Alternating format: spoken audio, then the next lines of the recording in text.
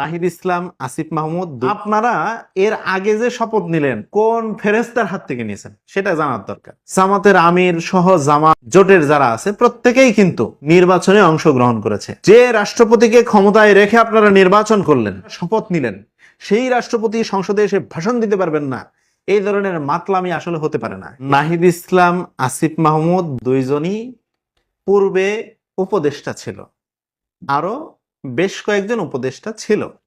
তো তারা যদি শাহাবুদ্দিন চুপু রাষ্ট্রপতির হাতে শপথ নিয়ে উপদেষ্টা হতে পারে, আজকে যখন নির্বাচনের মধ্য দিয়ে একটি সরকার প্রতিষ্ঠিত হয়েছে, সেই সরকারের পার্লামেন্টে এসে তারা শপথ নেওয়ার পরবর্তী সময়ে এসে বলতেছেন রাষ্ট্রপতি ভাষণ দিতে পারবেন না, ভাষণ দিলে কলঙ্কিত হবে এই সংসদ। ঠিক আছে, মেনে নিলাম কলঙ্কিত হবে পূর্ববর্তী ফ্যাসিস্ট সরকারের রাষ্ট্রপতি হিসেবে, কিন্তু আপনারা এর আগে যে শপথ নিলেন কোন ফেরেস্তার হাত থেকে নিয়েছেন সেটা জানার দরকার। এই যে জামাতের আমির সহ জামাত জোটের যারা আছে প্রত্যেকেই কিন্তু নির্বাচনে অংশগ্রহণ করেছে, নির্বাচনের মধ্য দিয়েই তারা সংসদ সদস্য হয়েছে।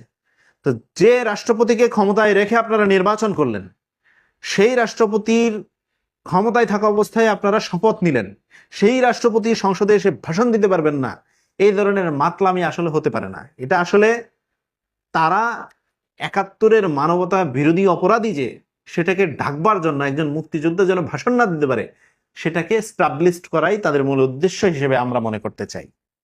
এখানে আর অন্য কোনো উদ্দেশ্য আমরা খুঁজে পাচ্ছি না।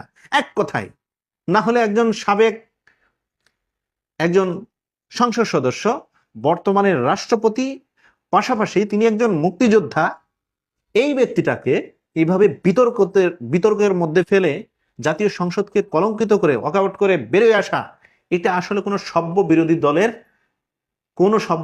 দলের চরিত্র হতে পারে না। কাজেই সংসদকে সংসদের মতো পরিচালনা করতে সহায়তা করতে হবে। সেটাকে ব্যক্তিগত সম্পদ কিংবা মত বাধ্যতামূলক চাপিয়ে দেওয়ার জন্য সংসদকে ব্যবহার করা যাবে না। জনস্বার্থে, জনগণের স্বার্থে সংসদকে ব্যবহার করতে হবে। এই জন্যই জনগণ ভোট দিয়ে আপনাদেরকে সংসদে পাঠিয়েছে, সেটা মনে করতে হবে। ধন্যবাদ।